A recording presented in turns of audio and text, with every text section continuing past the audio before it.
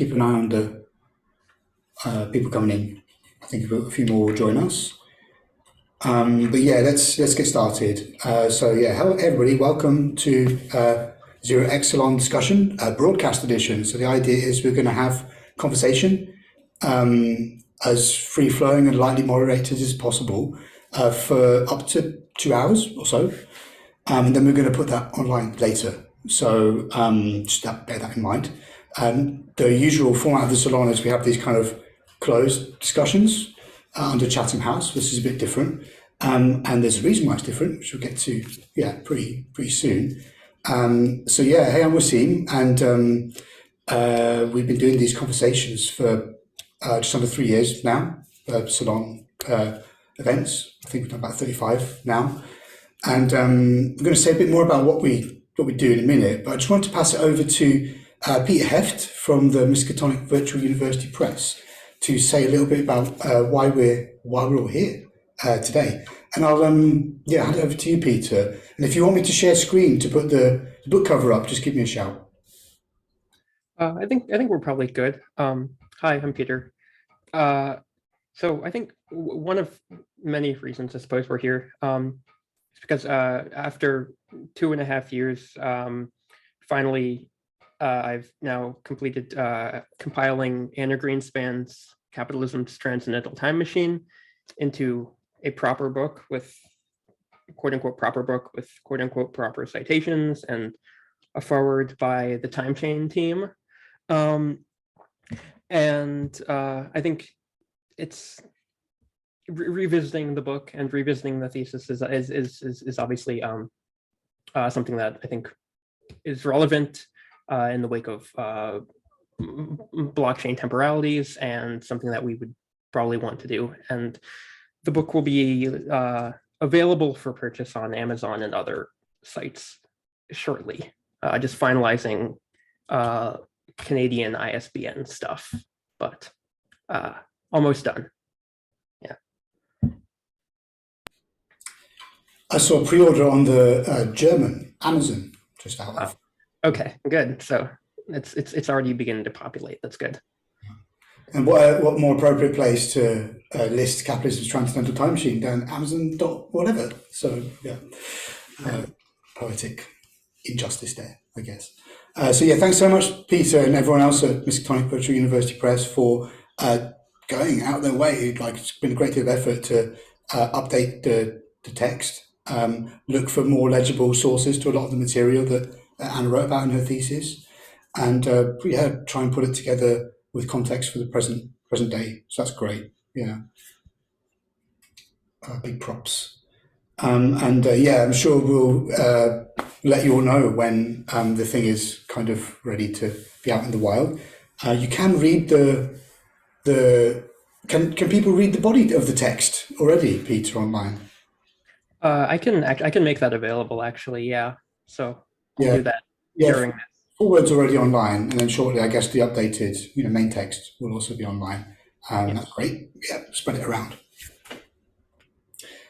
Okay, so maybe I'll share the screen and I'll just do a little bit of advertising while we wait for the last few stragglers to arrive. Share screen. Okay, hopefully looks good. Okay, and yeah, so this is wow, I look really red now, cool. This is the cover of the book, designed by Crit very cool. And so it's coming out very soon. Peter, do you want to say something about the Miskatonic Virtual University? Because not everybody might be aware of that reference. Yeah, sure. So it's a reference to the CCRU's writings. And it's just kind of a not-for-profit publishing house that I guess I quote-unquote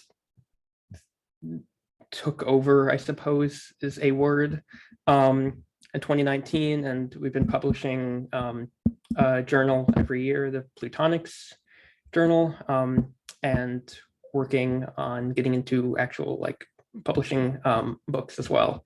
So have a few more projects lined up that will be announced shortly. But yeah, still very in its infancy, I suppose. Nice, cheers. And I believe the Plutonics Journal is open for submissions at the moment, if anyone has weird texts. Nice. So yeah, I'll just say something about the 0x Salon now. And so yeah, it's like a kind of community organization, artist-run organization or something. I haven't really figured out exactly what it is yet, but it seems to do things like hold events, write theory, produce art, and yeah, things in between that. Yeah, so we've just been gathering at a workspace called Trust in Berlin for almost 3 years. Half that time been online because of the pandemic, and talk about weird topics. Those are some of the topics we discuss. Quite a lot of them are to do with, like, I guess, digital culture and where all the technology meets humans and society and stuff.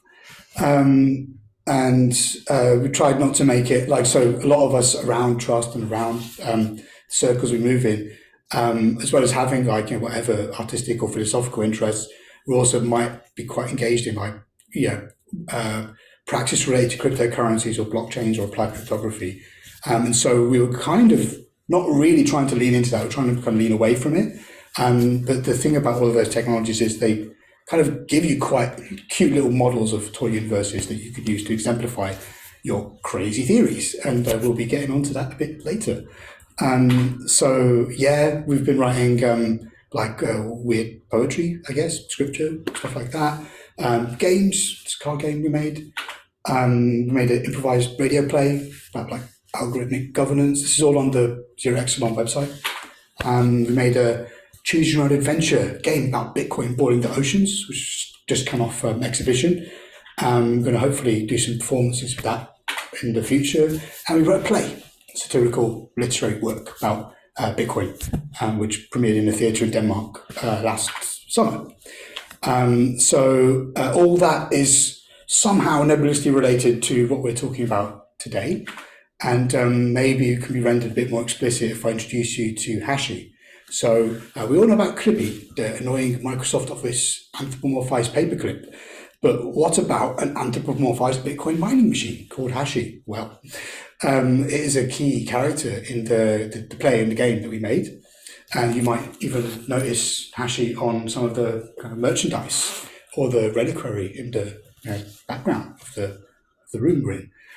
So yeah, Hashi is a virtual influencer kind of gaslighting the planet. So as the environment collapses, Hashi is being funded by a kind of cartel of thermo-capitalists to like sway public opinion. So you can imagine that is going to be kind of like quite a weird and dark thing, but we're trying to make it fun. So with all that said, I suppose we should probably get into the nitty gritty. Should we say hi? I've said hi already, so maybe the two people sitting beside me should say hi, and then go from there. Cool. Yeah. Okay. So hey everyone, I'm Max, and aside from writing the foreword to this book with Wasim and Paul, then between all of us, we've been working around the topics that we present in kind of towards the end of the foreword. So looking at the these novel kind of blockchain-based temporalities that we're kind of theorizing about in other work. So in work that Paul and I were doing as nascent. So some we have done a Salon before, which was hosted by Project Atoll and Shum, and a kind of a series of artworks as well as a source book surrounding this kind of area, which led up to to this publication. So there's quite a lot for us to kind of dig into as ephemera surrounding this. Yeah, we did also kind of a series of sculptures, which is still sort of like exhibited at various places, which is called Temporal Successionism. And we worked there also together with Amy, who's also here, who wrote some text for it. And this sort of became this weird kind of artistic meta reference to this book somehow. And it got like sort of interwired, and I think led also to us discussing this book in a sense. Yeah, and all of this that piece actually came out of a reading group we did on Urbit of this thesis about 3 years ago. So yeah, spirals within spirals. Yeah, I think that is either how I heard of the book, or the thesis, or what prompted me to read it in the first place. Ah, yeah. beautiful. So it's all connected. It's all connected. Yeah. Okay. So where should we start? I guess maybe we give like an overview of, I suppose, the structure we're going to take. In the Salon, maybe. Yeah. So well, this is the contents page of the book edition itself, and we thought we would kind of structure the conversation if it needs structure, we can use this as a bit of a backbone. We'll just move it around a little bit. So in the main text, the main body of the text is 4 chapters. The first is on really the philosophy of time. The second is relating time to capitalism. The third one is the kind of the Guattarian move. And then the fourth one is the aeonic occurrence and Y2K. And then I suppose what we could then append our forward, the 2 decades later retrospective at the end of that.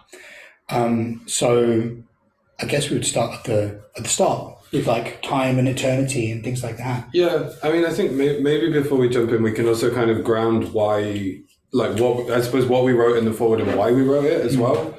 And I think the overarching kind of idea that maybe the forward sprang from was that the conception of, I suppose, time production, to put it in a condensed way, right? That really is the focus of this thesis, both in, and obviously the thesis also has this aim of marrying combining the kind of transcendental move that's taken in the philosophy that's discussed of time, and the actual kind of the materialist history of these timekeeping practices, right? And that to us then, because all of us really have worked in some capacity professionally and artistically, really looking at blockchains, distributed ledger tech, peer-to-peer kind of consensus systems.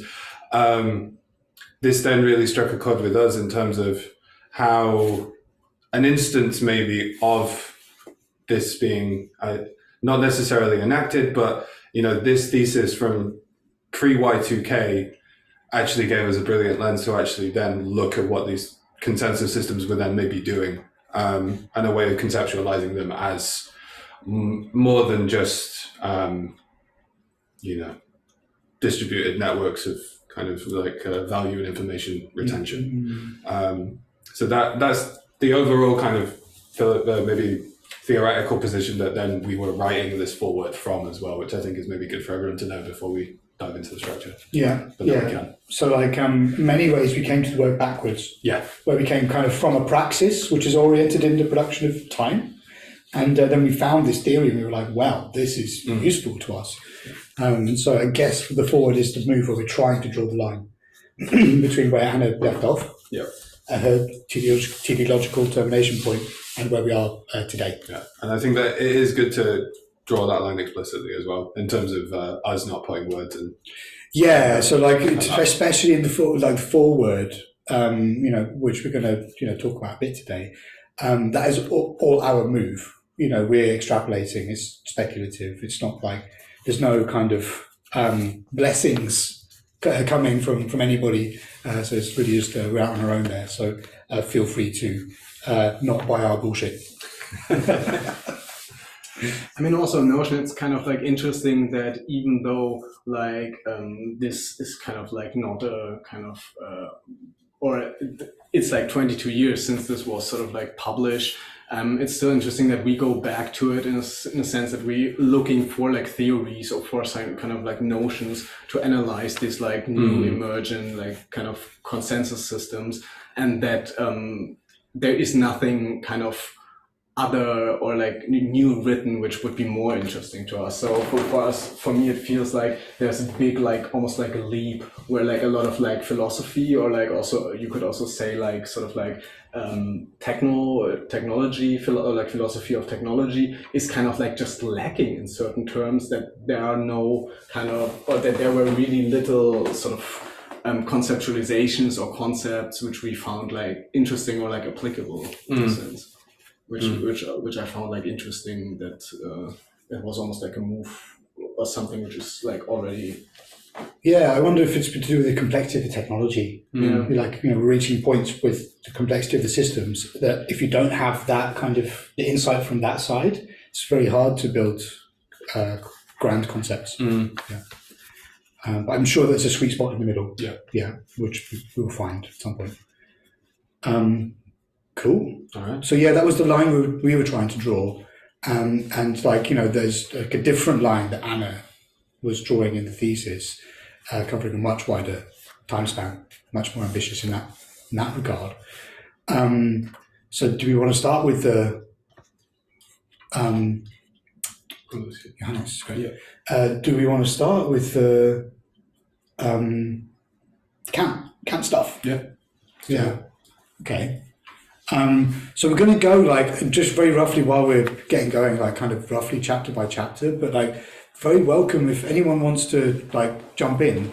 The kind of you don't need to put your hand up or anything like that. Just go off mute and jump in, start talking. Like, so if you've got early thoughts or a bit as we're going through, please feel free to bring it up. And what we've done is we've gone through primarily the foreword that we wrote and picked out excerpts, which are both quotations of Anna's work and others, and the things that we wrote. We thought we'd use them as to kind of, whatever, frame or undergird the conversation. I guess we'll just jump to those now, and just like if anyone wants to like swoop in, go for it. We need to move that box. Maybe to the left. To the left, yes. Yeah, so like the point we made on the screen, I think is quite important one. It might not be something that's that necessarily apparent to like somebody that's not familiar with the work. And so like I came to this thesis about 3 years ago. I think maybe even less, 2.5 years ago. And encountered the CCRU. I did a conversation with Benjamin Noyes at an art festival I used to organise in 2017. That was my introduction to accelerationism, but I hadn't gone very deep. I was coming from a place of practice, as we said, and I was looking for things that I could use that was kind of somewhat mercantile and I could apply. And I found, this work really incredible to me because it was legible to me as like somebody that wasn't well versed in theory, like continental philosophy or anything, and it was immediately legible to me. And so that's the point that we wanted to make here. Not only does it is it immediately legible to the reader, but it also increases the legibility of some of the quite occluded and twisted concepts that come out of the work that was originating in Warwick at the time. Yeah, I would totally agree. I think also we have in the foreword this like a great tweet by Amy, which is kind of like accelerationism is a theory of time, the end. Oh yeah, it's there, okay. Which I think kind of says or like gets really well to the point that like this like auto-production and this like theory of time which is laid out in this piece is actually for me quite essential to understand some other like notions of like capital and how sort of things get auto-produced and what are actually the forces at play here. And yeah, I do think this is something which like really helps to understand a lot of other things in this corpus. One of the, I think, particularly interesting thing that also comes from the fact that there is a historical or like a materialist analysis of these timekeeping methods as well, which then ends up with the with that final little equation, equals statement at the bottom of that text, time is money. because of that material kind of the practice that is being discussed, one of the things that it also makes explicit is this like is the relations of power as well, in terms of, because it's coming from technological apparatus, and because it's coming in a certain sense from these different historical periods in which these admittedly transcendental structures are dealt with differently, right? Which is something that Greenspan talks about when she's talking kind of through the lens of Foucault, as his conception of history as being this materialist, materialist succession of things that are then punctuated by discontinuities, is the phrase. These things that maybe we could also talk about as like entrances from the outside. It is still ultimately, there's a lot that you can then extrapolate out of this in terms of power relations, in terms of, the authority of history as well, which is something that we particularly focused on, I think, when we were then looking at applying this to, these kind of like novel consensus systems. But I think you can also, you don't have to apply it to them. You can also retroactively apply it as well. And it's an incredibly like well-rounded, or at least multi kind of polar thesis as well, in that sense. Yeah, we talked a lot about this, that like, even though like this is the thesis doesn't take like a completely materialistic standpoint where it's like, okay, you can explain everything through like the dialectic force of history. It's kind of like saying explicit it doesn't do this, but it still has like a materialistic approach which it tries to mix with some sort of like transcendental philosophy. And I find this like quite interesting, this kind of like notion that it doesn't have to be like an either or, it can be like some of both, and like explain, like you doesn't have to like explain everything through like the dialectics, but you also doesn't have to explain everything through some kind of like a priori transcendental thing. Like, but it's that beautifully messy synthesis, right? Yeah. And I think that's one of the things, at least with this, with this thesis, that I just found incredibly appealing to, think and talk about and read however many times I've read it. Yeah. So you've got one of Amy's quotes on the screen. Yeah. Like I wondered, like I think Amy's with us. The author is the author of that particular part of is present. I was wondering if you would unpack the statement, or like at least why you made it. That might be interesting. Yeah, sure.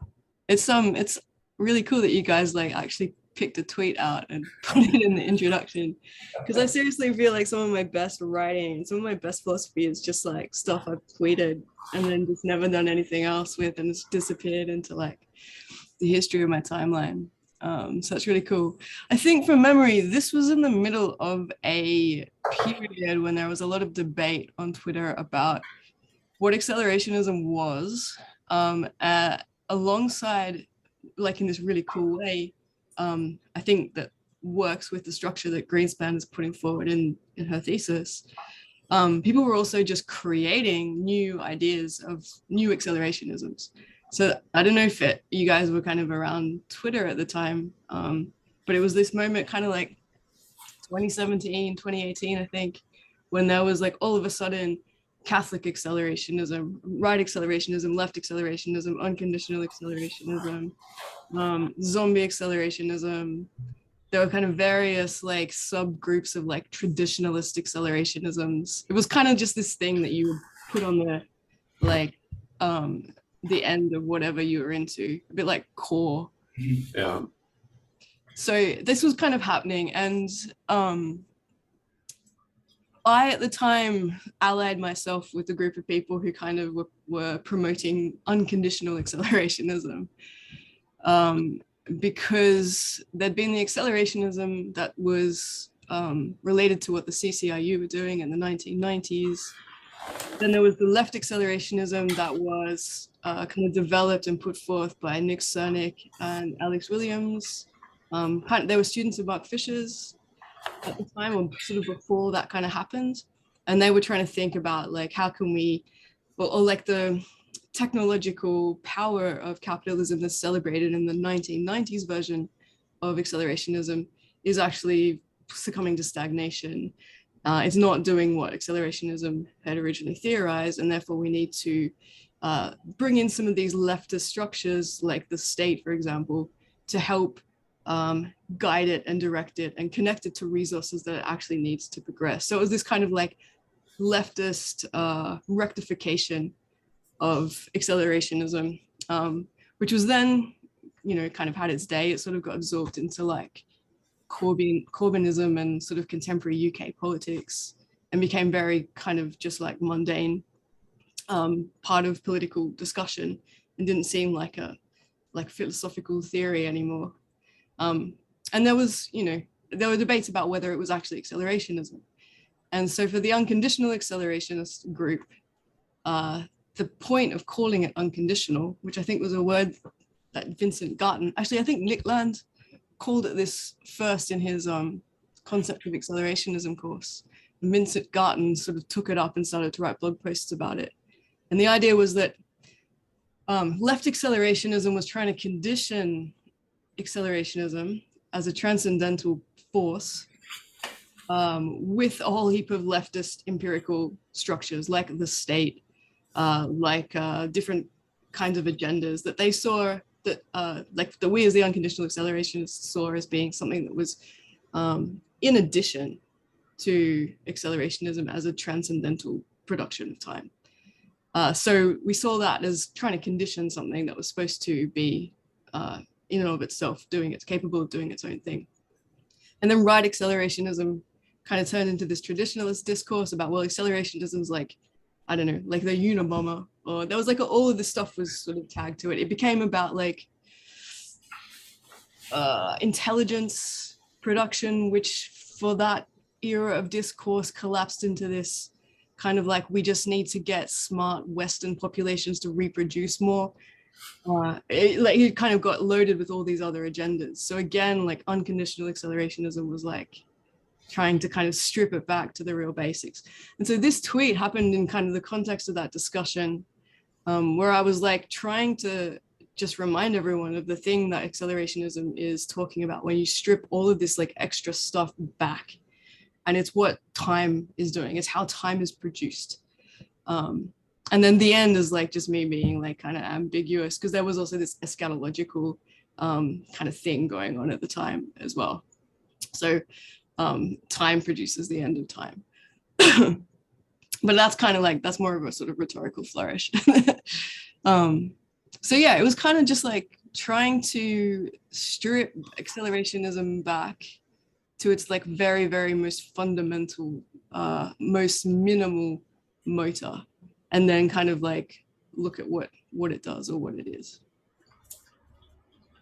When I understood like sort of unconditional accelerationism sort of right, it also like doesn't necessarily lead to some sort of practice, right? There is no sort of like intention in a sense as like you have with like right accelerationism or left accelerationism, where you have this like notion of what things can like, where you want to steer things almost. And I almost had the feeling this was almost like a stuff runs in a sense. Yeah, that was very much part of the unconditional accelerationist kind of, I don't know, group of ideas. Edmund Berger wrote a lot about this, accelerationism as anti-praxis. This was again reacting to left accelerationism as adding sort of a bunch of kind of like human empirical intentions, but it responds to what Anna is talking about in the thesis as well. In the same way that she uses, she talks about Marx critiquing Kant. I mean, she critiques Marx in turn, but Marx's critique of Kant is he is trying to develop a notion of the transcendental. But what he does is he locates it in the bourgeois human subject, who is created, who's basically mentally constrained by a set of structures that are conditioning the perception of reality or the or knowledge or experience. And what Marx's problem with that is that Kant's taking something that is contingently produced inside history, bourgeois subject, and seeing it as eternal, locating it in the transcendental. So Anna kind of makes all of these equations between eternity and whatever comes to fill the placeholder of the transcendental, sort of taking up more or less this kind of structure, status of eternity, even though eternity is something different. So the Transcendental critiques eternity. Eternity is technically or traditionally in like different kinds of religion, a lot of different belief structures. Eternity is transcendent. The transcendental is a critique of transcendence. So transcendental and transcendence, two totally different things. But Marx says about Kant, he's making this mistake where the thing that he's saying is transcendental, that is conditioning, experience, and knowledge and reality, is kind of theological. It's kind of eternal in the same way that God is a transcendent structure for eternity, because it's this singular thing that doesn't ever change. Its structures are fixed. And Marx wants to say, well, no, like, you know, it's a contingent, the bourgeois subject, the individual even, is a contingent production of history. And he wants to know, like, well, how can Kant explain how the individual subject is produced? And then he replaces that with historical materialism. So this was kind of the critique that, I mean, you can keep going into this all the way up into Deleuze's art, but this was kind of the critique of the anti-praxis was making. Basically, as soon as you start locating these things in individual human subjects, you're making a category error. And all of the things that individual human subjects want, these are not the transcendental plane of production that are producing experience. These themselves are actually produced by something else. Same way that history is producing the bourgeois subject. And unconditional accelerationism was very fatalistic, like kind of fundamental, like really determinist Marxism, where it's like history is doing its thing, it's going to unfold into communism. And in a way, it's the contradictions that's going to make that happen. And you don't have to really like, you know, it's going to happen anyway. You don't have to really like make an effort to do anything other than what history is already going to unravel just due to the nature of the contradictions playing out. So that's why yeah, anti-praxis was a thing. It was a similar kind of moment to the critique that Greenspan points out, the rift between Marx and Kant. I don't know, like if that's probably something like a whole bunch of stuff in there. So maybe we can like step it back and talk about some things a bit more. Yeah, I mean, like, feel free, anyone on the call, like, if you've got some burning thoughts, jump in. Can I jump into that? It's Carl. So nice to meet you all. So one question I have to what you just said, Amy. I think this is really interesting. I wonder what you mean with sort of. I think there's a really important and interesting question here about sort of what we take the word transcendental to mean, right? In Kant and after. You know, I just control F'd through the first critique, and there's not really a mention of, you know, something that would be the transcendental aside from sort of, you know, as a kind of the transcendental doctrine, the transcendental aesthetic or something like that. So you know, there's just this interesting thing that sometimes at some point it happens that we sort of start talking about the transcendental as though it sort of becomes a reified realm. But already in Kant, I don't think this is necessarily the case, right? So it's quite interesting sort of how this has happened in kind of discourse, because you know, the way I sort of usually try to think about it would be that sort of transcendental is just a kind of relationship, right? It's a relationship of conditioning that sort of that X is kind of what is required in order that we should have something else. So and I think I just wonder sort of if anyone would sort of want to, you know, I haven't read sort of Anna's thesis in that much detail, just to be clear. So I wonder sort of how is she talking about you know, transcendental relationships in the text, if anyone sort of has a grasp on that, and sort of how that differs between the different sort of examples and sort of she goes into, and sort of when she compares Kant, sort of the capitalist sort of time production, and even sort of time production is quite interesting, an interesting word in this context, right? That it's something that's produced, right? Real quick, Carl, on the screen now is just like a little bit we took from the foreword with a short quote from Anna, which might be a jumping off point. Yeah. I'm just going to leave it there, because otherwise it's going to turn into a monologue. But I think sort of if anyone just wants to run with that, I think that would be interesting also. Just adding on to what Amy said. go ahead, somebody. Yeah, like I think, well, one thing that I think is, I guess, relevant is just the distinction that Kant, I guess, it is implicit in the first critique, is the distinction between the transcendent and transcendental, right? Like the transcendental as the conditions of like experience for Kant, or I guess and for Greenspan, it seems to be the conditions for a certain type of time or a certain type of time production, whereas transcendent seems to be like that which is beyond the empirical, and it seems like both of those for Kant they get muddy in the first critique.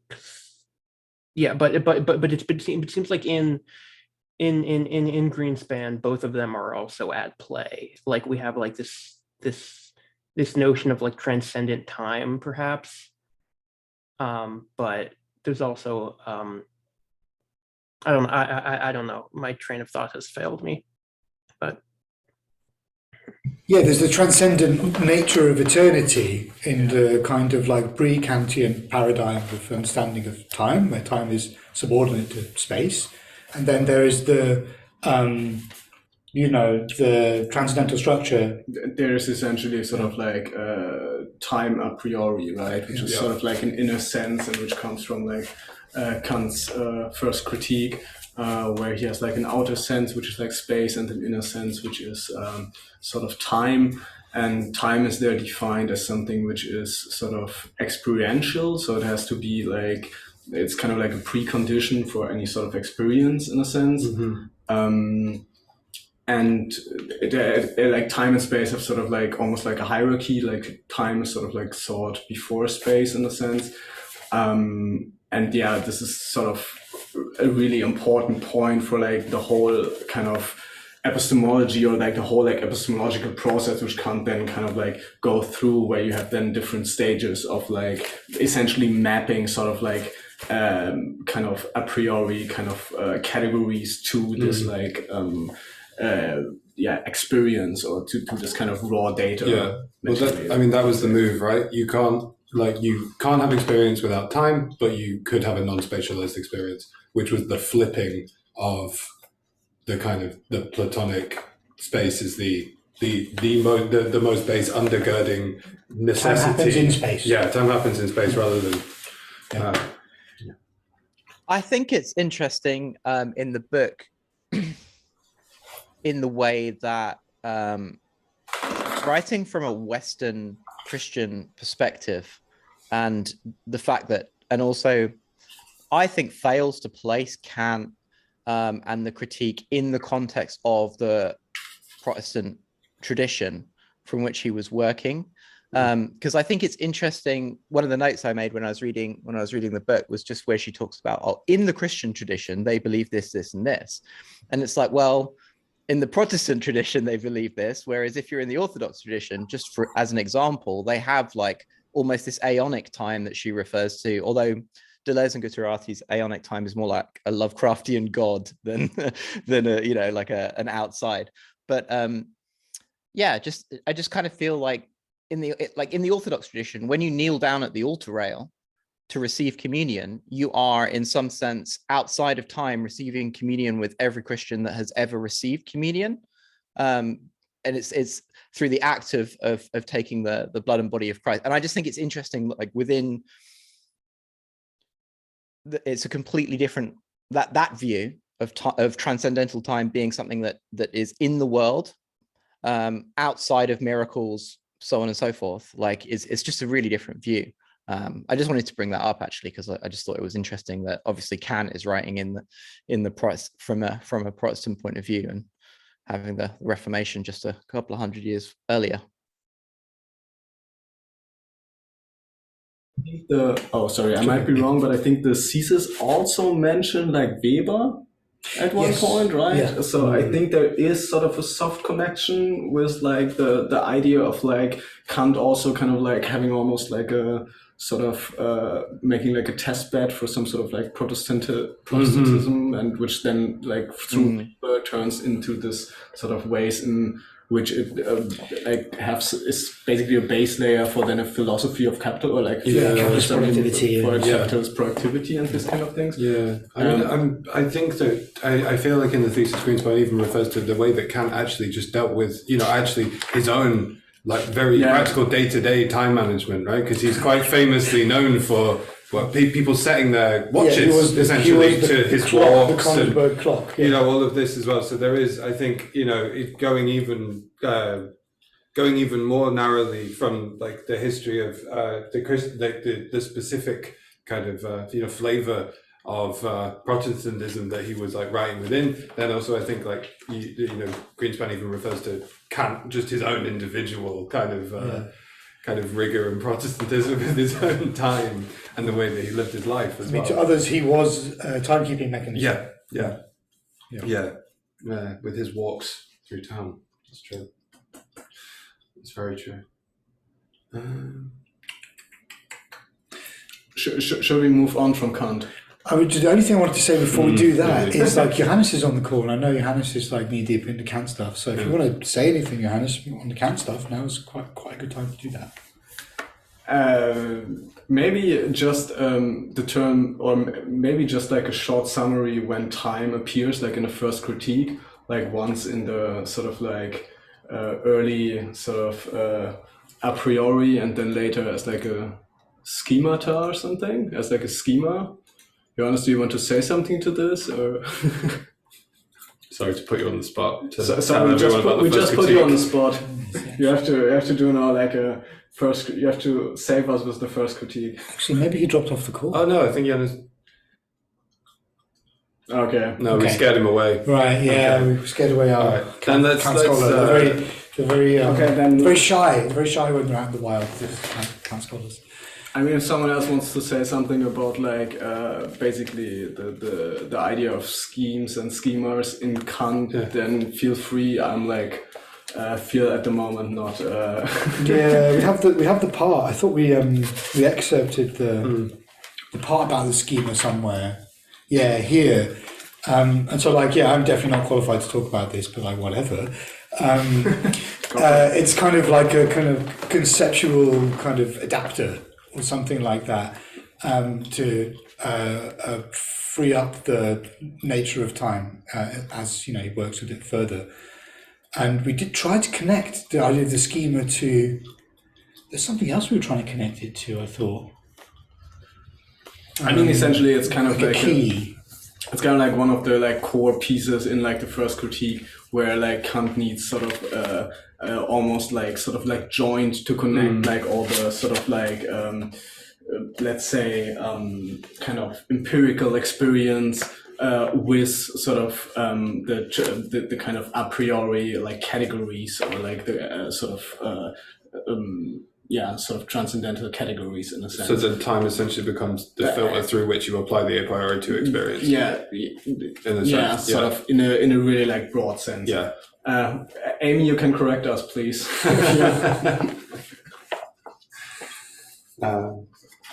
I was listening to a recording or a text to speech that someone had made of the thesis on the bus on Monday, and I made this diagram, which is nice. So, it's what you're talking about, and also the way that Anna connects the structure that she's talking about, joined by the schematism in the Critique of Pure Reason, to her kind of like materialist study of timekeeping in the centuries that follow. So this is what I sort of took from it while I was listening to it. So it could be like imperfect, but this is, I think, the kind of general relay she's making. So in Kant, you've got the transcendental aesthetic, which is time and space, and it's like sensation, it's intuition, the faculties of intuition are kind of attached to it. So it's sort of like very roughly, this is like smearing over a whole lot of like intricate stuff in Kant, but it's like sensation.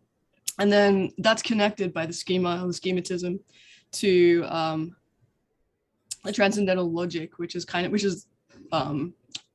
overseen by the faculty of understanding, and it's where you've got all your concepts. Yeah. So the schematism lies the concepts to sensation, basically.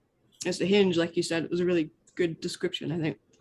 And then when you get to this kind of discussion of calendar time and clock time, after clock time is developed, calendar time becomes kind of like the transcendental aesthetic. So it's like qualitative, it's a sensation, it's like experiential. And clock time is the much more logical, quantitative, homogeneous, what should you say? Secular, homogeneous, autonomous, and abstract.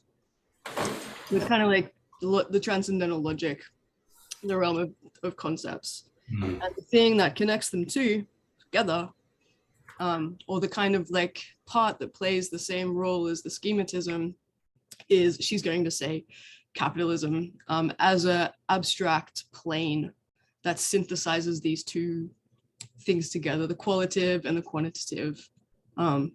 So by the time you get to like Deleuze and Guattari, they start to talk about, what do they call them? Oh, my mind's gone blank, but like the hexatides, these things. Yeah, maybe. I'm not actually, the whole Hesades thing, Deleuze and Guattari is like not my strength, but yeah, because I know you talk about this in the foreword.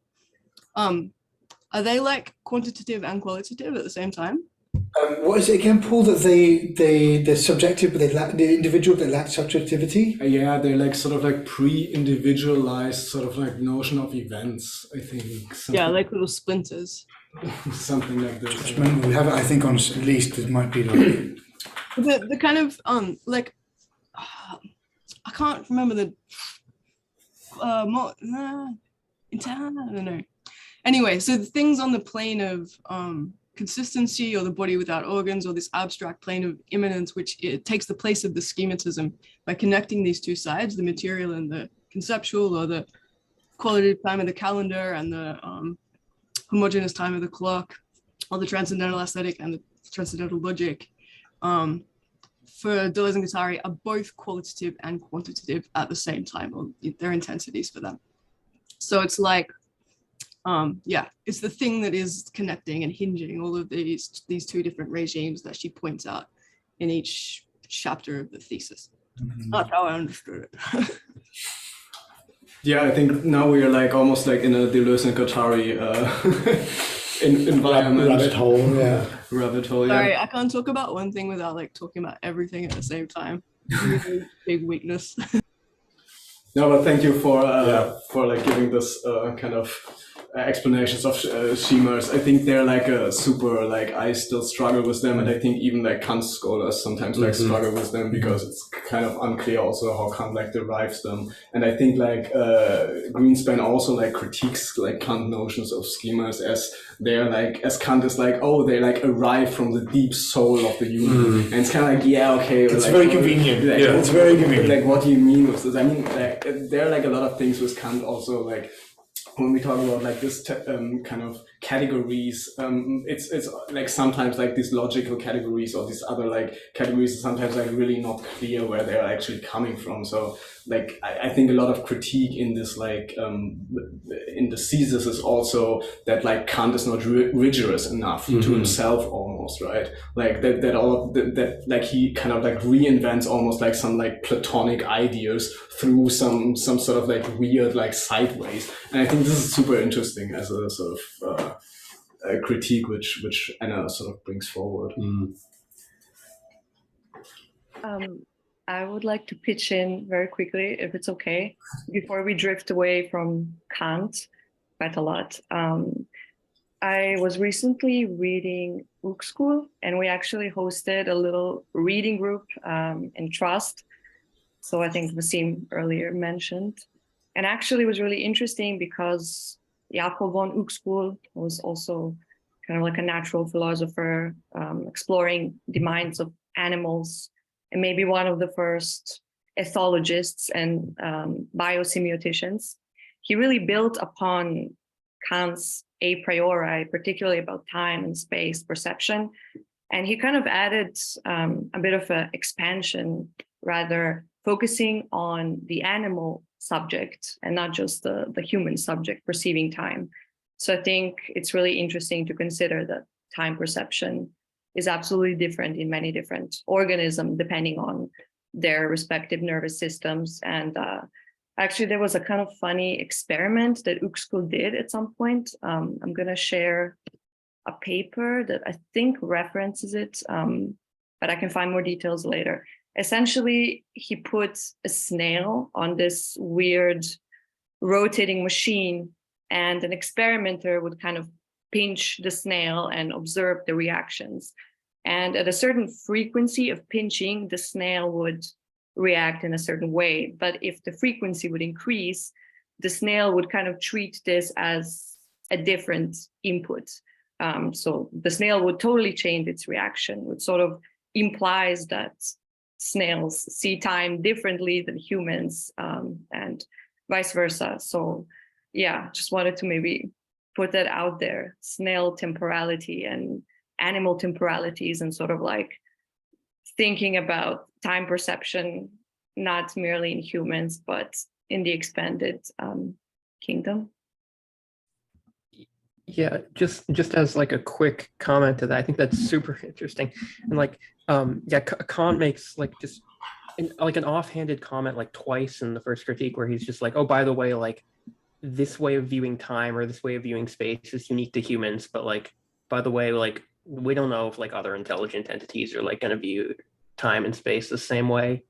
So we have a Kantian critique from the snail's perspective. That's what we need. That's not. I mean, there is also like a lot of research. I like went down this sort of like rabbit hole of like kind of people trying to actually locate sort of like the a priori notion of things, so of time and space in like cognitive, in like real cognitive facilities of the brain. So people are like, oh, okay, there are actually senses like which like define like how you kind of see time in like a pretty biological sense.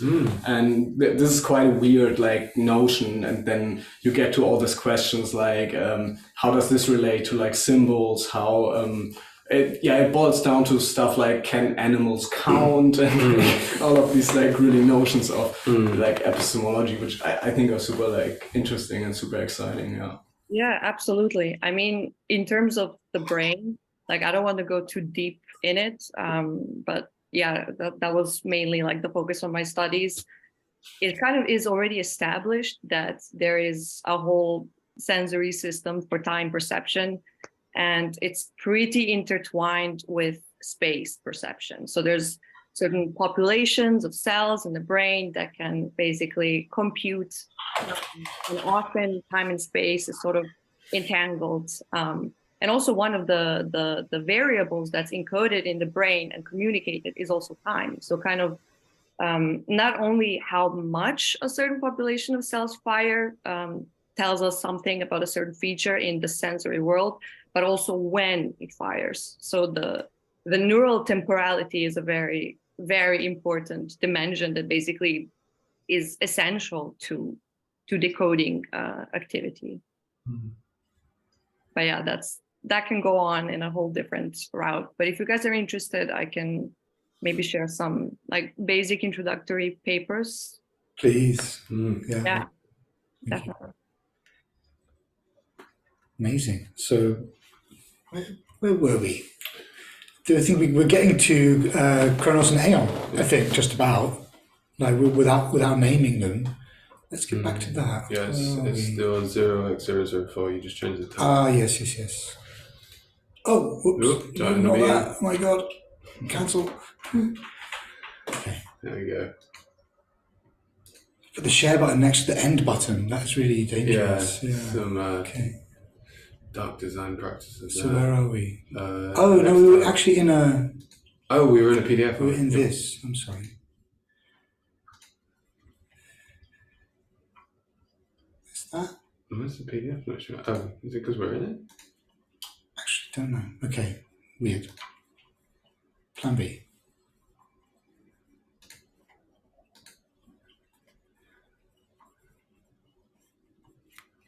Oh, no. What's happening? User experience. Okay, right. There we go. There we go. So yeah, we got to the we went through the Kantian move, and then Anna's kind of like second, I guess, or second strategy or something, is to through this weird reading of Kant via Deleuze and Guattari, and using kind of like the Spinozan concepts that D&G also lean on quite heavily, to kind of replace or reconstruct this idea of the inside and the outside of measured time and the kind of subjective experience of it or whatever, into a transcendental structure where there's this kind of to do away with the transcendental structure and replace instead the outside with an immanent plane, this plane of thisness, of the hexicities that we were struggling to conceptualize earlier. There's like this little quote on the screen which I think is it's quite helpful to seeing comments in the chat firing as well. So this is kind of setting up for a kind of a strict time, which is measured and which is logical, linear, and metric, and then another one which is altogether very different. So we have this kind of quote here, so where are we? Spinoza's concept of the plane of consistency, which is also kind of like the body without organs, and is read by Deleuze and Guattari as an abstract machine of production, which is by no means to be understood as a metaphor. The bodies on it, bodies which can be described mainly by temporal properties, slow, fast, at rest, and so on, are real phenomena. While on this plane of production, effects are expressed by speed and affect, juxtaposed with a plane of forms, substances, and subjects. One plane is assigned to linear time production, which subjectivizes, while the other is simultaneously too late and too early, as this plane itself produces time. Through her reading of Deleuze and Guattari, Greenspan invokes two conceptions of time, both defined by Deleuze in the logic of sense, chronos and aeon. Chronos is characterized as linear, successive, metrical time, which corresponds with the empirical ego's experience of corporeality and causality. In contrast, aeon is an empty time of intensive quantities and multiplicities in which affects emerge through interactions of thisness. So we've set up a different this is a different dynamic to the inside and the outside now. And it sets up for the rest of the thesis. Does anyone want to contribute or have any thoughts, questions, comments on this nature of Chronos and Aeon? We've got some quotations from the thesis which we can carry on with, which might give a bit more color. Feel free to jump in once if you have any thoughts pressing. I mean, maybe it makes sense also to see to kind of contextualize first how Anna is coming from Kant to Deleuze and Guattari in a sense. Mm-hmm. Just really briefly, I think you can say that the problem, or as I read it, the problem for her with Kant is that it's always this paradox of where is essentially the production happening. Kant can't say anything about it because it's sort of beyond the realm of reason in a sense. Mm-hmm. But it's still sort of determine the sort of all the production and all the experience, which kind of leaves you in a really weird situation because you can't describe it. It's kind of this weird paradox where you can't describe where stuff is coming from, but you can say okay, the experience is there or the experience is generated.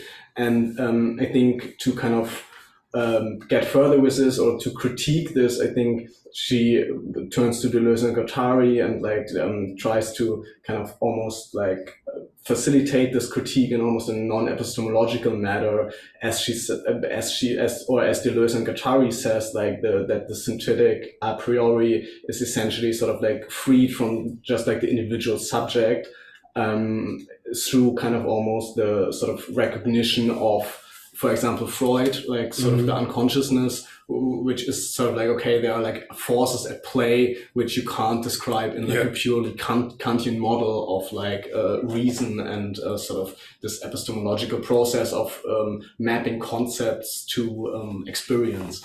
So I think this is the first thing which brings us then to Deleuze and Guattari. And the second one is like this notion of like Spinozian materialism, where I think the kind of matter itself, or like essentially like there is a certain like agency or like presubjective agency towards like matter, in which things can arise which can't be like grasped by the Kantian system. In a sense. Yeah, which I mean that's what that's where this idea of an aeonic occurrence, this this disturbance or this kind of intrusion into that also, exactly, it escapes the ability to kind of describe and ascribe it in terms of stuff like causality, which is why then she's focusing on Y2K as happening, as well as having as a non-event that still kind of had this, it still affected everything, but the spectre of Y2K never actually did anything, in a sense.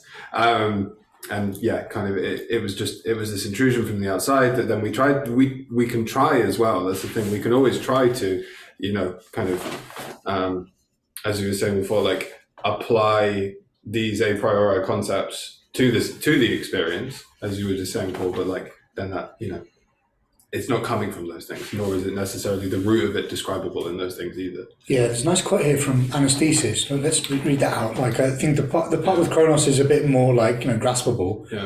We don't understand linear metric time in our everyday realities. But the section about aeon is quite interesting. So aeon, the indefinite time of the event, the floating line that knows only speeds and continually divides that which transpires into an already there, but is at the same time not yet here, a simultaneous too late and too early, something that is both going to happen and just happened.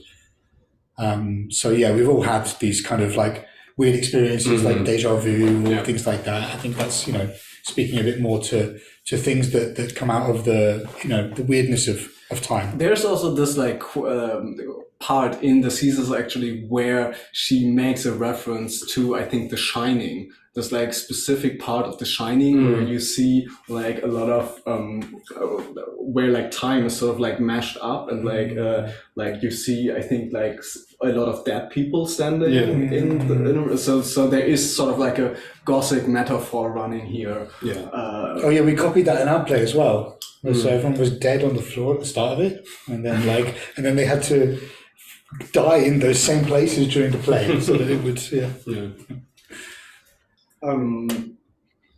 But I think the general sort of like notion of this disruptions are really sort of like interesting, and they come actually from Foucault, right? I think this is also what Amy just were mentioned in the I mean, like Anna mentions it as well when she's discussing Marx's, in her opinion, too rigorous and materialist, or just only materialist kind of conception of history.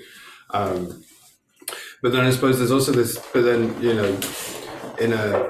on a slightly less rigorous point, but I think still quite an interesting one, this idea that, capital works by kind of continually careening towards some kind of a disaster that either it's pulled back from or diverted, or, these kind of, there's always a crunch of some kind on the horizon, actually, like within the system. And eschatology. It's always eschatological, but it like never actually gets there. But that is the driving force, that is the momentum behind all of this. Yeah, exactly. So I think just as kind of mapping it structurally, then actually, both conceptually and actually onto history in terms of the realities of how, especially the kind of the globalized form of capital that Greenspan starts with as well, that it maps so perfectly onto both of those things, like the material history, and also just conceptually in this discussion. And I think that's also maybe a point as well that's worth bringing up as well, because there's obviously, again, kind of going back to Foucault as well, obviously capitalism means different things at different times, but I think really, one of the key things as well, where Greenspan is looking at the start of this history that she's really looking at. This materialist capitalist history starts, in her opinion, with the advent of the clock as a strict timekeeping kind of mechanism, and like is always actually linked to power as well, and is historically also linked to the period of capitalism that kind of was the first spurt of globalization, right? This was also the time of the the East India Trading Company, of the colonialism of all of this as well. Yeah. Peter, do you want to say something about Foucault, because you made like a comment about Foucault there, and I think that could be interesting. Because just like mention Foucault, and we're like talking too much. Yeah. I don't know what all to say apart from the fact that, like, I mean, at the end of chapter 2, like in the last few pages, she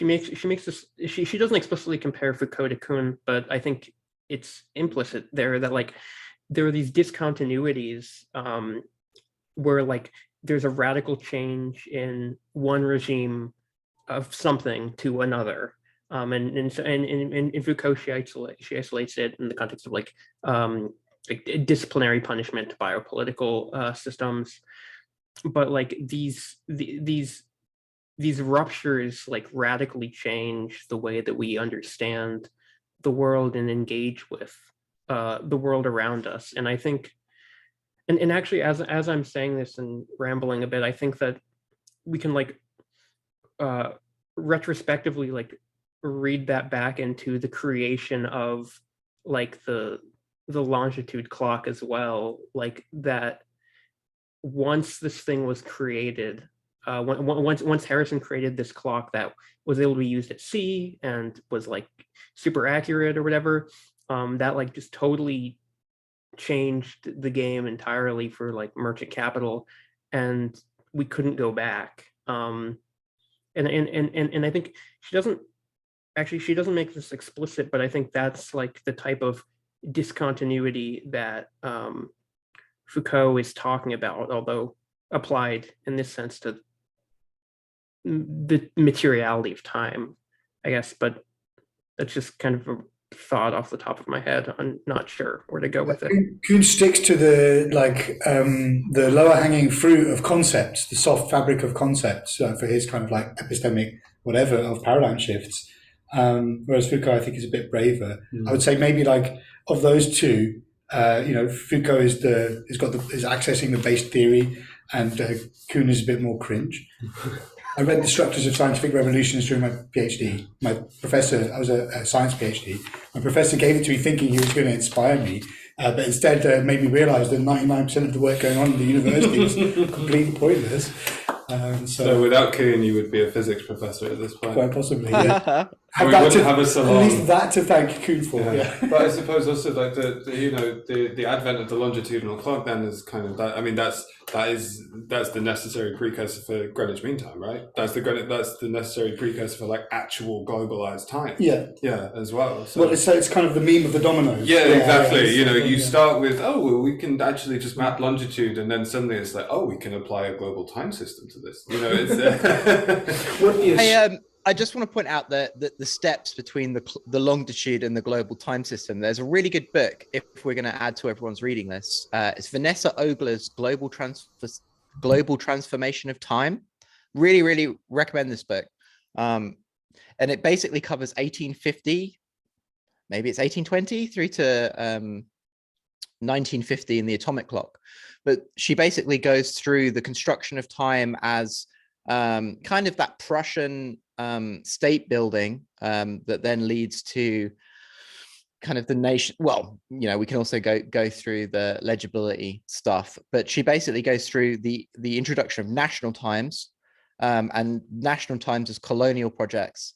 And then she goes through arguments about standardizing universal time and on all of these various steps that went through. And then you have like how time is actually controlled by the labor movement, because even now it's like whatever it is, it's the union of chronologists or whatever it is, who were originally radio operators who are in charge of global time.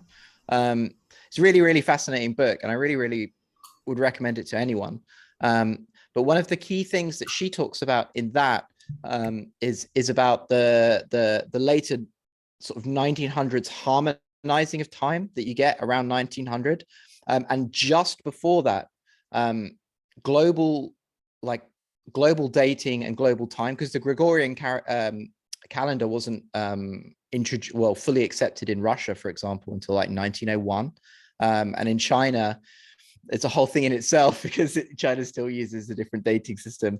But what was I going to say? So, apart from it being a really good book, she talks about the move to globalize time, and the dating system was a utopian project, essentially, that comes from the Prussian tradition, because they basically predicted that capitalism was going to do what it was going to do with all of these new technologies like the telegraph, the train networks, and so on and so forth. And they basically put forward at this conference, and I forget what the conference name is. It's been a while since I read the book, but they were like, we need standard time, Greenwich, which ended up being Greenwich Mean Time, but we need to do these things in order to make capitalism become what we think it could become. And I think it's really interesting. Like, it has this utopian element, but then also they know that they're laying the groundwork for what's next in the 20th century, basically. Super interesting. I think from there we could actually like move on towards the more sort of like techno-materialist part of the thesis. Yeah. But I just wanted to make a point, which I think we discussed a little bit in our preparatory discussions, which is we mentioned labor just then. Labor doesn't really come up very much in the thesis, like, in a direct sense. We're more talking about like, the actions of capital with respect to time. Obviously, labor is, part of that. We talk about factories and clocks and all the rest of it, but it's not really very much one of the conceptual focal points of the thesis. But, before we move on, I was going to just have a stab at talking about Eon. Go ahead. Try to sort of draw some lines between, I guess, some other things that I'd been thinking about this week. I mean, it's a kind of concept that I've thought about off and on over the years, but kind of not really focused on tremendously much until now. And it's this idea of the hexaetes, which in that passage from Deleuze and Guattari that you evoke here, they describe these in a very interesting way. The kind of examples they give. I can't find a particularly good quotable bit, but the overriding sense that you get of hexaetes is that they're almost like a possible world, or sort of nodes in a possible world, without necessarily someone to presupposing someone to experience them. And it's interesting that Giovanni brought up Uexküll earlier, but this notion of having a world without someone specifically to experience it, I suppose, sort of brings to mind the Heidegger's categories of the different types of world experience of animals, non-beings like rocks, and then human beings. This idea of being weltlos, poor in world, weltarm, which is the experience that the animals have, and then weltbildend, which is the sort of human, or the Dasein experience. And I suppose what it strikes me as being is that this the Eon, in the sense that it sort of concerns itself with hexaetes, seems to be the bridge between the now, which a snail can experience now, as as this bizarre experiment shows. But then between that and the now when is the crucial kind of step that goes into human experience. Now when, in the sense that that no experience of the now, or no significant experience of the now is merely associated with a time of day or a time of year, or kind of anything that can be measured in terms of marking time. But in terms of it's only a now when it's considered in terms of categories of I guess, I'm kind of trying to steer clear of the word, but kind of existential importance. I suppose strayed too close to Heidegger, so I had to take existential with me from that. But and the other things I've been thinking about in relation to this, so actually the main thing that's been kind of like behind my thoughts, what I've been saying this, is a book called Radical Hope, which is, I don't know if some of you might be familiar with that. That's it's to do with the end of the traditional way of life of the Native American tribe, the Crow, and it's this kind of fascinating evocation of a period of their history when the now when simply disappears. It's the whole book is structured as an investigation of this one utterance by I think the final one of the last chiefs of the Crow who talked about, he said something like when the buffalo left, nothing else happened, and the whole book is constructed as a kind of this quite amazing investigation of what exactly that might have meant. And the simple version of it is that's when the now when simply disappears, the Crow history ends. And there's a lot more to say about this. I don't want to kind of take it up too much, but yeah, the concepts of eon and the sort of hexaeties that concerns itself with seem to be quite an important bridge to actually thinking about, I suppose, a bridge from time to temporality, in the sense of temporality being something that straddles the phenomenal or phenomenological experience of time, and also something more, something, I guess, again, like the existential experience of time. I also wanted to jump in about eons really quickly. Hi everyone, nice to be here. I was curious if there is, if it's like posited how we could use this this concept or form, like if Chronos is how we're organizing and making sense, which like brings us into this existence of time we're in, and then we can know like eons exist due to physics and such, but how do we experience this, if we're always constantly within Chronos? The only example I could think of is like being on psychedelics or types of meditation where you can actually experience this type of time. But then it's like, once you have this, is this something that you can work with too? Because I was also wondering, like, with this capitalism's transcendental time machine, is this like a transcendental time machine that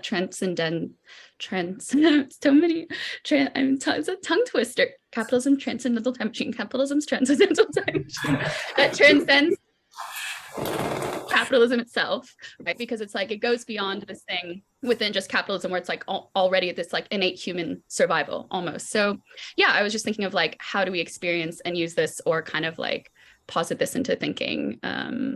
If that, I mean, I'm just pondering out loud. I also haven't read the text, so I feel like there might be, there's kind of the remainder of the discussion, I suppose, and the remainder of the thesis is kind of like, speaking to that page. So maybe it is time for us to get to the nitty gritty, like to Y2K and so on. I mean, I would also love to talk about labor and about like the thing which was in the chat, like essentially like the notion of like economics in this thesis, because I think that's super interesting. Let's do that real quick, and then we can get to Y2K. Yeah. Okay, so I will just like read like some of the chat here, or people can also like just say what they like. Peter, if you want to just have a short notion of like what labor is like, or how labor is sort of like defined for you, or like not defined for you, but like how you read this in the text, and maybe also. I think I don't know. I mean, I think like right, like there's the Marxian. I mean, I guess it starts with Adam Smith, I guess, but like there's the Marxian like labor theory of value. Like stuff has value because we're doing work to it and stuff. I mean, to be honest, this is also like a really kind of like. I mean, this is like, obviously this is like a Marxist reading, but like Marx talks also a lot about like abstract labor and stuff like this, which is kind of like social, like kind of determined and things. So, I mean, Yeah, well, I think the reason labor doesn't isn't a focal point of the text is because Greenspan just drawing as Amy noted, she's drawing on Bombarek and Schumpeter and just kind of rejecting the labor theory of value, and it takes then, at least in my reading, a more abstract approach where it's not so much value then becomes associated with capital as an abstract thing, and not so much with labor as such, I guess. But I'm not into economics, and so I don't know enough to say anything more intelligently, assuming that was intelligent. No, yeah, I think that's I think that's super interesting. I also try to read it a couple of times and also can't completely kind of say what kind of economic theory is kind of drawn out there, because it feels like there is a critique of Marxism. Obviously, there is a kind of simple critique of as you said, a theory of value and how value and labor are connected. But I'm also not 100% sure if I would totally subscribe that this is an Austrian or a classic kind of notion of economy where it's, Amy, you wrote something about Schumpeter and Bombarek. Yeah, they're both this kind of I guess it's the Austrian school of economics, but the creative destruction theory of capitalism comes back in a lot of Anna's work after this point, and even her current the book that's going to be published, I don't know, next year maybe, with Edinburgh University Press, called, what's it called at the moment? China. It's had so many different titles. China and the Wireless Undertow. Yeah, there we go. China and the Wireless Undertow. That's where it's at the moment. Starts with the whole thing on wave theory, which kind of comes out of this. What's her name? Carla Perez, I think, is the theorist that's invoked in that particular paradigm. But it is this kind of these theories of capitalism or economics that are critiquing the labor theory of value.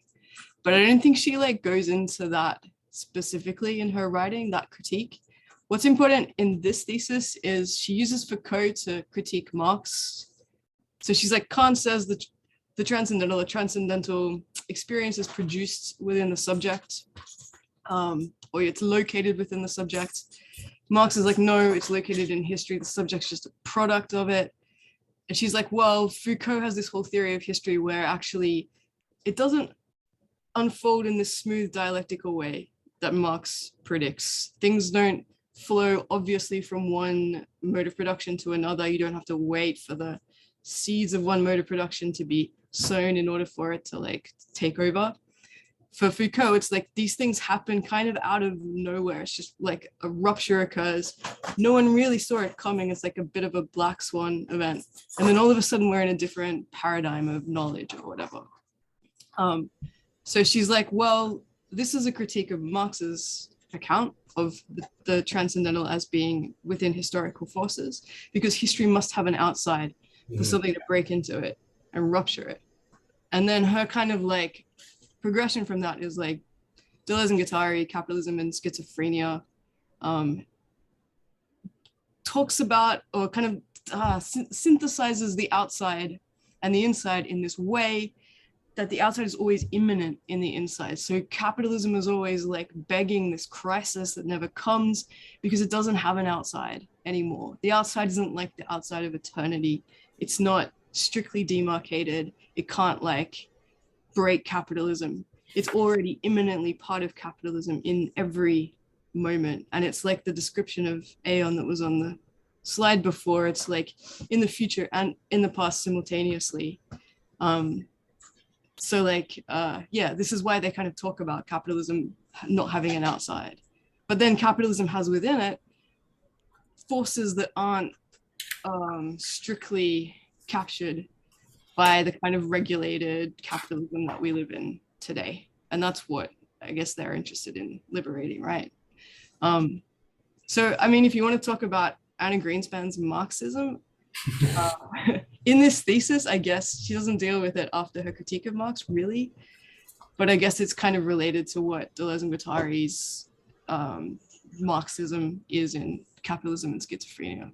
No, I think that's a good like ending points for the theme. Also, like I would say, like Schumpeter, and I mean, like has also like a lot of Marxist concepts. So he comes also like from a certain like Marxist lineage and things. But I think there's also like maybe a notion of like this Hegelian sort of dialectics, which is in Marx and which has to be critiqued, as you said. Yeah.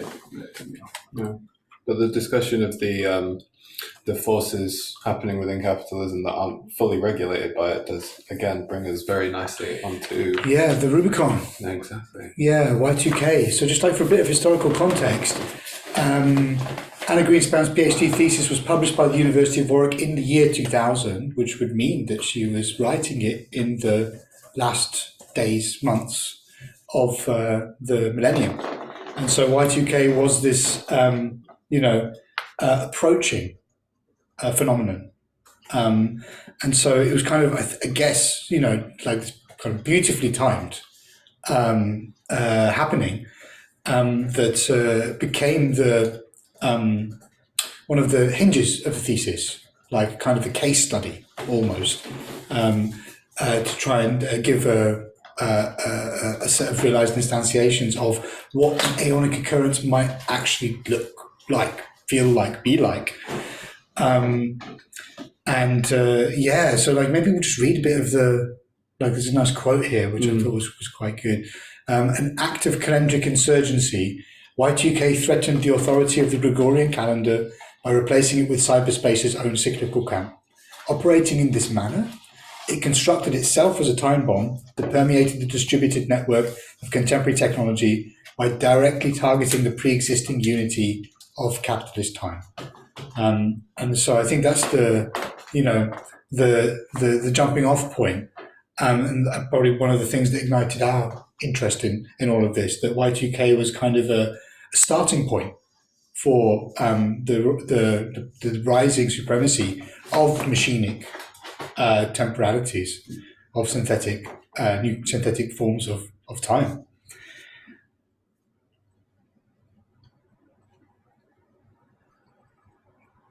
Do we want to say something about the eschatological side of it as well? So, like, I know that you're interested in millenarianism. Mm-hmm. Like, I wonder if you want to tie the Y2K to the... I'm trying to... I'm furiously trying to also find the millenarianism points that I actually wrote when I'm saying this, but I'm gonna... Why don't I read out the part that we wrote and I'll buy you some time? Nice one. Yeah. So this is what we wrote in the foreword to kick off this part of the discussion. So as a literal and figurative representation of the limitations of digital timekeeping and machinic mnemotechnics, Y2K was an timely exemplar of an aeonic occurrence. Much of the work that went into producing the thesis was undertaken with the prophesied chaos of the year 2000 looming on the horizon, foretold but not yet actualized. Y2K heralded the dawn of the new millennium in the Gregorian calendar, dovetailing eschatological premonitions of apocalypse with concerns regarding the widespread and synchronized failure of critical technical infrastructure worldwide. Mm-hmm. And I think the quote that I'm actually that we talked about with regards to this kind of, the phrase calendric insurgency and this notion of an insurgency and like Y2K kind of positing these cracks, but also this divergence between human time and machine time, right? This divergence between the smooth, lovely, linear progression of history as like we as human subjects kind of perceive, and the circular machine time because of the size of UN 8? Yeah, because of like we're using digital technology. Yeah, because we were first using digital technology, and no one who wrote the timekeeping systems in all of the computers back in the 70s presumed that these same timekeeping libraries would still be in use in the year 2000. So basically, the numbers would only count up to 99, and which was 1999. And then they would roll over, and so they rolled over to 0. So Yeah, I'm just trying to find. Yeah, here's a bit on Unix time. Yeah, and this is Unix time, which we can maybe go into if people want to do it. But like, I think that if we're talking about the kind of the eschatological and the aspect of Y2K, right? Which I think we can ground it by the fact that you can even ask about the consequences of Y2K as an event that didn't happen, right?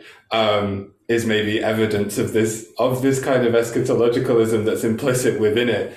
But then there was also, at the time, the amount of people who were working directly with like computers and time systems, right, was like a vanishingly small size of the population.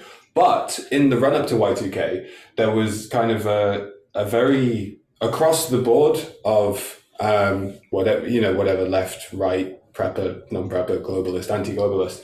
There was a lot of people who were kind of preparing for like the approaching end, as it's quoted. And I'm now going to quote from Technosis, Myth, Magic, and Mysticism in the Age of Information by Eric Davis. And yeah, basically he says that technologies are shot through with myths that frame the story of time, myths of utopia and cataclysm alike. So it should not be surprising that many of the stories circulating about the information revolution feed off patterns of eschatological thought, nor that technological images of salvation and doom keep hitting the screens of the social imagination. And so what we kind of take from this when we're talking about this in the forward basically is that Y2K was the beginning of the kind of, we use the phrase balkanization, of the different forms of temporalities that are all kind of overlapping and askew, right? Like within the space that we're now in. And this was just at the time talking about like very centralized, globalized, normal digital time. There's a load of other time, essentially like producing methods which is the main focus of our the end of the forward. But I think it's fair to say for Greenspan, like Y2K basically heralded the beginning of like cyberspace time, right? With this move, with all of the things that I just kind of like shotgunned into the conversation, this divergence of human and cyber time in terms of cyber time operating as a spiral and human time still kind of continuing on this straight line, being passed by it, as well as the renewal millenarianism that like Y2K brought up. Also, I think you could think of, this thought just popped into my mind, like Y2K is like, we've tried to represent time with the digital linear system, Unix time. Yeah. And so Y2K is a failure of the linear system to represent, to faithfully convey the, whatever, balkanized, non-linear, non-hegemonic forms of time which might exist. Yeah, and for those who don't know, Unix time, it sounds very grandiose. Actually, all it is an ever increasing, very long number, which is the amount of seconds since 1st of January 1970, right? So that's all it is, and.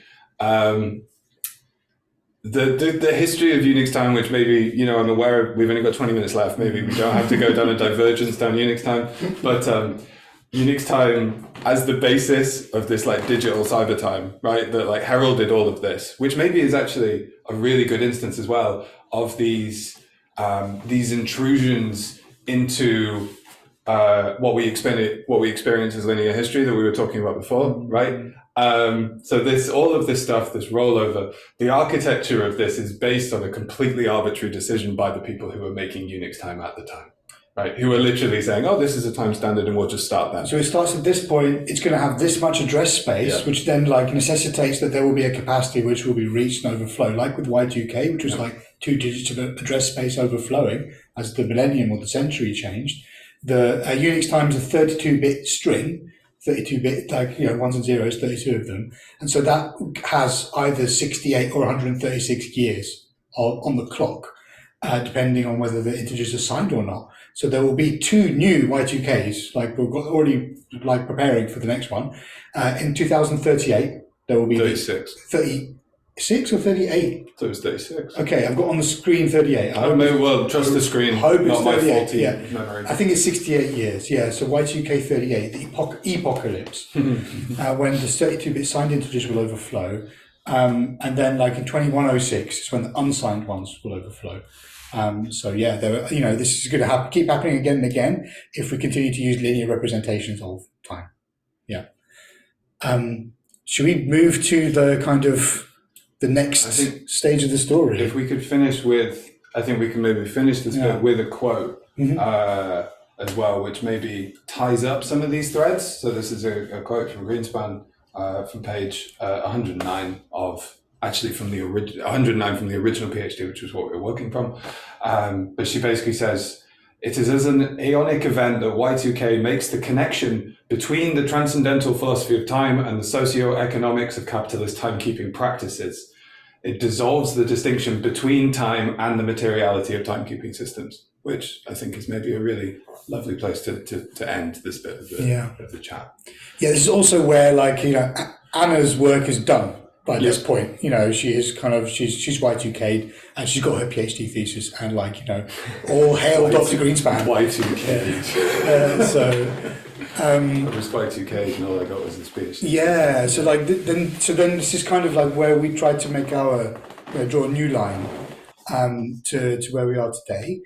And as we said earlier, we have the three of us work artistic, philosophical, and practical senses with blockchains, cryptocurrencies, all that stuff. And so in those technologies, we see perhaps we could go as far as to say these are realized instantiations of some of the ideas, theories in Anna's thesis, specifically with the production of highly ordered temporalities and histories. So it's a little bit here which I'll read out, and then I think we can segue, which is that we propose that distributed consensus-based timekeeping technologies, sometimes referred to as blockchains, but more fittingly referred to as time chains, can be apprehended as a realized instantiation of a generative substrate for the spawning of occurrences in virtual time as a byproduct of their production of chronic order. This ultimate abstract power and the concomitant shift in the temporal apparatuses at our disposal has ramifications regarding the increasingly fragmented era of patchwork modernity that now delimits the preconditions for experience itself. So all of that is a very fancy way of us saying that there have been some changes in technological developments in the last 20 years, and the one particularly with applying cryptography to distributed systems to get blockchain networks seems to be a very a pure and succinct encapsulation of some of the theories in the thesis. Yeah. I guess I don't want to. I think maybe I think there's I think the crux of, or one of the cruxes of actually, why are we even drawing the distinction between these, we talk about the time of cyberspace time, right? This is actually multiple different webs of completely different things. Some of these are time servers, so these are computers, and some of these are literally atomic clocks, right? So this is not a single homogenized kind of mechanics or apparatus of time, but of time production, right? Which is, or even the idea that a different instantiation of a temporal regime, right? Which you can think of as a mechanism for the distribution of temporal authority, right? So it's not the fact that you're just telling everyone the time is being distributed according to this apparatus, right? And the interesting kind of, I suppose, very deep structural difference between the cyberspace time of kind of Y2K and then these new, kind of time chain based potential temporal regimes, right? Is really is essentially the command structure of these things. Architecture. Right, it's the architecture of it. That's exactly the word I was looking for. It's the architecture of these things and how time is actually distributed through these apparatuses, and the massive difference that was, I think, the key, is maybe one of the key cruxes of why we use these as a comparison, right? Because you have the time of cyberspace ultimately is a very centralized, we call it command and control in the piece, kind of way of actually kind of distributing this time, right? So you have... It echoes back to what we had before. Exactly, yeah. Right? This is just an update of what we had before, where beforehand you maybe had a town clock that was according to GMT that came from, this the kind of amazing history that Jay was just telling us about. Now we have atomic clocks, which are controlled either by governments or government-funded research institutions that then tell time servers. You could almost say it's a transcend time structure, yeah, right? Because it has like an ultimate of authority, exactly, which is literally like like 6 clocks around the world, which are like atomic clocks. And exactly, like so everything is like distributed. Capitalism is transcendent time machine. Yeah, but exactly, everything goes up to 6 clocks, which are held in a mountain and guarded by the military, right? But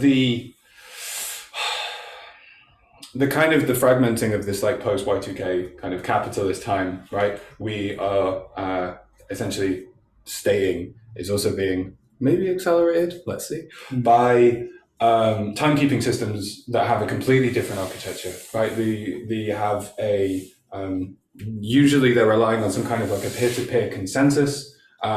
There is a hierarchy present in these networks, but it's not explicit authorities. Not explicit authorities, and it's a more kind of actually like materially driven kind of emergent authority or apparatus. Now it's linked to capital. We're not saying these things exist completely outside of it. That would also just be insane. But I think the interesting thing is they're like almost like more linked to direct like capital than like these other structures are more linked to like, I mean, power and capital is hard to like distinguish them. Well, exactly, because in cyberspace time becomes money. And it is the declarative statement that Greenspan makes, right? Time equals money, and this, as well as coming from kind of all of the Protestantism and like Weber that we were already talking about, is also seen when we're talking about stuff like high frequency trading, where the literal, the physical constant of the speed of light actually may dictate whether you make a trade or not.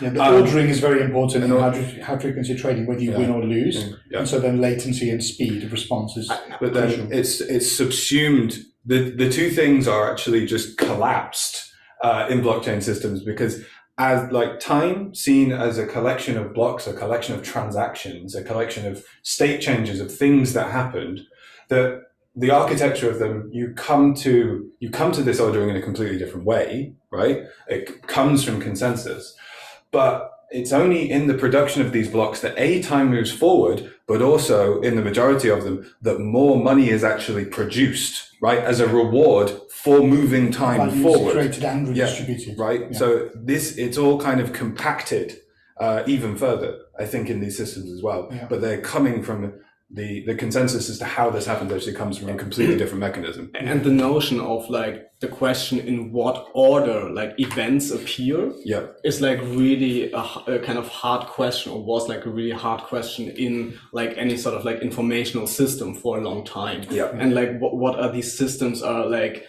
kind of proposing essentially is that the order of events is always kind of directly influenced by capital. Like, and this is not even like a metaphor. This is like quite literally that the order of events in like blockchain systems are directly translating to who pays the most money. Yeah. Because like these systems are really inherent on like transactional cost, and the higher the transactional cost, the more like the faster like transaction gets mined, and you have all these like problems. So like it even like brings together this time is money in a really like direct and condensed sense. Yeah, arguably more brutal than and like more in your face than this like we have seen. Yeah, but I mean at least it's transparent, right? in a sense, yeah. So like really like at the crux of cryptocurrencies is that they're timestamping and event ordering systems. Like messages are going around these networks, and that's kind of changing the effective balances of money that people have in the network. The blocks in something like Bitcoin are mined using this kind of brute force computation and specialized equipment. And so the people that have the better equipment, that have the faster internet access, engage in this kind of lottery race, and they're advantaged. So like, the people that have whatever, like higher quality temporal infrastructure are advantaged in these systems, and the history is written by the winners in that sense. So like in some ways, it's not such a radical break from the past. I suppose you could say. History is written by the block producers. Yeah, history is written by the block producers. Yeah, exactly. So we had this like conception of proof of work of the mining. So like on a practical sense, as we said, it's kind of like this lottery of brute force computation. But the way it functions, like in a more kind of poetic or philosophical sense, is that it's a leaderless consensus mechanism whereby the recording of virtual events, which are the transactions, towards a ledger takes place, creating a chronological numerical order, materializing the potential of an imminent peer-to-peer network through computation energy, like in large amounts of energy, as I'm sure you all know. And so I think like it would also be nice for us to say something about the different kinds of temporality in these networks. Like the kind of the time of the network itself, which is, look, it's a bunch of computers all talking to each other. They're like proposing, broadcasting transactions, messages in real time. And that's a bit like the kind of machinic, the cyberspace time of Greenspan.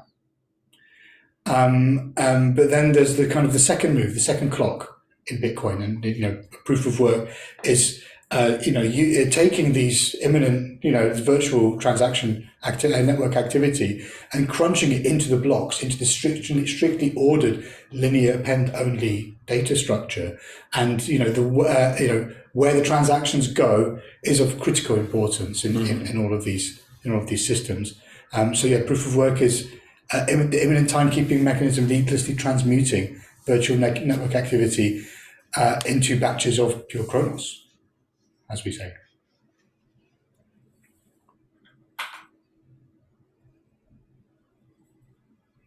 So yeah, I think that is actually like as much as I want to say about Bitcoin in specific. Yeah. But like, I hope at least it's clear why we thought it was an interesting exemplar of some of Anna's theories kind of made batches of pure chronos. I can see in the chat. Yeah. Do you want to jump on the mic, Amy, if you have any ideas or thoughts on the? I just thought that was a cool phrase. That's all. I think what you're doing is actually really cool. Trying to extrapolate the argument from capitalism's transcendental time machine into the what are we in now? The 21st century. Who even knows? And I mean, I don't know. I think it's one of these things that you don't see until it's happened, right? We're in the middle of this process that's happening, and it's hard to kind of you can't get outside of it to look at it from a distance and be like, okay, so that's what happened. So I'm just kind of like observing it, being in it, watching all of this stuff unfold, kind of, I don't know, wondering where it's all going to end. But I really like the arguments that you pulled out of this to update it. And I think that you're right in looking towards time chains as the possible inheritor of the abstract time machine. Yeah, we were wondering what's next. Yeah. The time chain cannot be the end of the story. So that was our that's actually where I think we basically left off. Yeah. Maybe we'll just read this bit out.